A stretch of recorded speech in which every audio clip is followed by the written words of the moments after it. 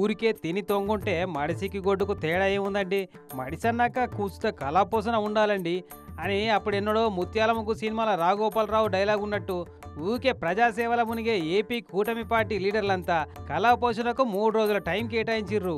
మొదలు 2 రోజులు ఆటల పోటీలల్లో బిజీ అయితే ఇక మూడో నాడిట్లా చూడు కళా ప్రదర్శన చేసిరు స్టేజ్ మీద. మొదలు డిప్యూటీ స్పీకరు రఘురామకృష్ణంరాజు సార్ వచ్చి ఆగాగు ఆచార్య దేవా ఏమంటివి అనుకుంటా అప్పట్లో ఎన్టీఆర్ సార్ చేసినట్టు దుర్యోధుని ఏకపాత్రాభినయం చేసిండిట్లా.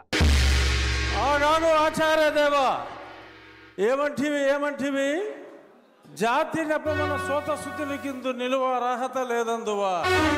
ఎంత మాట ఇది క్షాత్ర పరీక్షయే గాని క్షత్రియ పరీక్ష కాదే. ఇక RRR సార్ ఏకపాత్రాభినయం తర్వాత పర్యాటక మంత్రి కందుల దుర్గేష్ సార్ వచ్చి బాలచంద్రుని ఏకపాత్రాభినయం చేసిండు. తర్వాతనేమో ఎమ్మెల్యేలు ఎన్ ఈశ్వరరావు సారు, సుందరపు విజయకుమార్ సారు ఈ ఇద్దరు కలిసి సమయం సందర్భం లేని కామెడీ స్కిట్ వేసిర్రు. పాటలు పాడినందుకు కొట్టిర్రు అనేది స్కిట్ కాన్సెప్ట్ అన్నట్టు.